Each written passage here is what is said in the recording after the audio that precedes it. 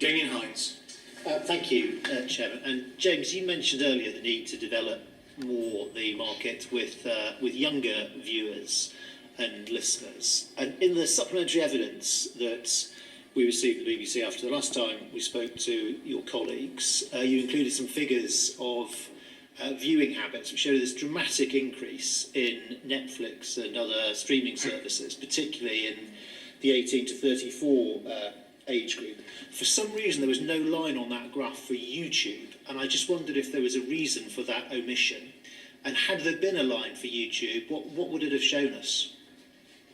I haven't seen that graph, but I would guess that that's because YouTube are not part of BARB, and BARB are the measurement panel for audience ratings for broadcasting. I can give you some figures on that if you want to. I mean, YouTube is the biggest platform for 6 to 16-year-olds. I think it's pretty similar to 16 to 34-year-olds. I guess there's a bit of apples and pears when you're comparing YouTube to a platform who have content from millions and millions of people with something like Netflix or the iPlayer, who are essentially making content and then putting out on our own streaming services.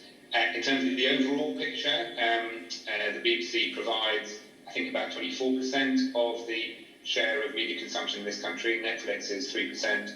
I can't remember the figure for YouTube, but I'm happy to share that with you. But it is true, isn't it, that for that age group, for 18 to 34s, and I don't know if you have the numbers for 18 to 24s, but would be even more so, that the go-to place for many younger people is none of the terrestrial channels or their various iPlayer-like services, but to go to YouTube. And I just wonder, for an organisation like the BBC, where that comes on the scale between really very serious and existential.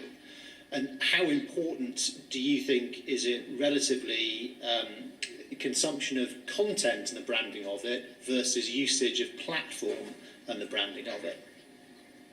Look, it's an excellent question. I mean, just to restate, we're about a quarter of consumption in this country, and we are the biggest provider of for younger people. I'm talking about specifically. We understand that for older folks, traditional terrestrial television is front and centre, but for these younger people, that's just not the case, is it? No, it is the case. So with young people, we're still the biggest provider in the UK, but it does emphasise your point, which is the BBC has been reforming and needs to keep on reforming to be able to serve content to audiences in the way that they want it. So that's why we've had such a clear focus on iPlayer, having a longer set of box sets on there. So we've now agreed that with PAC. We're delighted about that. Actually, you'll see, I think, this year that means that, broadly, the growth in iPlayer is making up for the loss of linear viewing, which has been seen across the market. In my area, in Sounds, that's why we've launched Sounds, to offer content on demand on people's phones in the way that people expect it, not just young people, actually, across all of the age ranges. And I suppose in a way the crisis has shown, the lockdown has shown both sides of that argument. On the one hand, we've had a huge upsurge in people coming to the BBC, including for young people, huge ratings from young people, 70-80% approval ratings for the content that we are providing, the biggest ever day on iPlayer, extraordinary viewing levels for content like Normal People, for example. But on the other hand, the crisis is also going to accelerate the changes that are happening in the market anyway. So, the changes that would have happened in terms of viewing, in terms of streaming services or listening to streaming services, which might have happened over 5 years, are now going to happen over 1 or 2. And the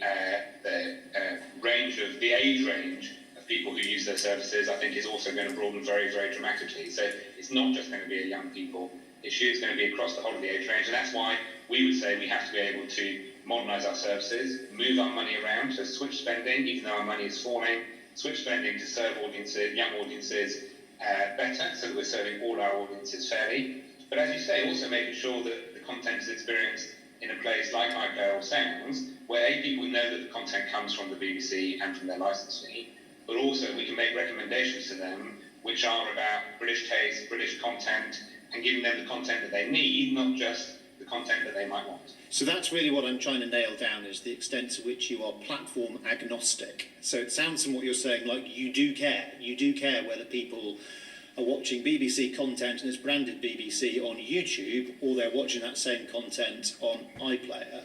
Would you say you're winning that battle at the moment? So yes, we do care. So we use YouTube, for example, as a way of particularly marketing our content. Also, we have some CBBC content available on YouTube, but it's primarily there to reach audiences and to encourage them to come and get the best experience on iPlayer. Obviously, iPlayer is then something that we make very widely available in the market. Sound's also available on Sky, Virgin, and we have hundreds and hundreds of versions of those services, Freeview, FreeSat, so that we can provide that very best experience to people on whatever device they're consuming. Now, it's also something we care about very much from a regulatory point of view, and it may be that you'd like to hear from Claire on that topic. I think we would. Claire? Hi. I mean, I was just going to add to that, really, that I know the committee is going to be coming on to look at public service broadcasting and, in effect, changes that we need. And I think one of the things that has to be reviewed is, if you like, regulation for a linear era into actually more of a digital compact. And you're absolutely right that actually, when we look at the way that services are working and VOD services, having that direct relationship with our audiences, making sure that we get the data back so we can keep improving what we're doing, issues like attribution are going to be really important as we go into the next 10 years. So I think that in terms of issues we discussed before with the committee, like prominence, I think that actually goes beyond video on demand to recognising that we're, if you like, in a new ecosystem, and how does the regulation change around that to, in effect, ensure that we can get PSBs surviving and thriving in this period. I mean, I think what we've seen in this particular crisis is that still millions of people, I think 26 million was a peak for TV and regional news, for example, come to linear services. But we're also acutely aware that we need to modernise that framework and modernise that compact. And I think that will go to the heart of some of the questions you're rightly asking. Can I ask you about education and bite size in particular during this crisis? What can you tell us about take-up of bite-size content compared to normal times by age group, and how much of that content is on the telly versus how much is online? And I'm sorry to put three questions together. And is there therefore more that you could do to bridge the digital divide, given that there's a ton of educational material on the internet, but there's a very limited number of people who can put things on television? Right, that's a good set of questions. Just to finish the thought on the importance of where content is discovered, there's been a great example in this crisis around coronavirus, where I think both Amazon and Google wanted to kind of scrape our news to offer information about coronavirus to people who had smart speakers. We were worried that if we didn't have the ability to get questions from the public, and we then didn't have the ability to choose ourselves which information to offer up, that could undermine our news values and our reputation for impartiality and accuracy. So we tried to work with them to have a way within their systems of us having that editorial oversight. We weren't able to do that for whatever reason, so we piloted something called the Corona Bot, I think, which is doing exactly that on Facebook and Facebook Messenger. But I think it does show an important point to your review, which is, we've now got smart speakers in many homes. They're going to be in far more homes. I think there is a question about whether we're happy with the biggest organisations in the world, big tech companies with their execs essentially in the state, kind of buying a monopoly in people's kitchens and people's living rooms. And I do think it's worth thinking about whether there should be some regulation of those smart speakers so that there is a choice of assistance for people, so that if instead of asking, if they want to say, hey B, can you, and then ask us a question, for example, about coronavirus, they can do that easily on their device, whoever's making it. We don't want to make devices, but we do want to have that mixture of editorial curation and content making.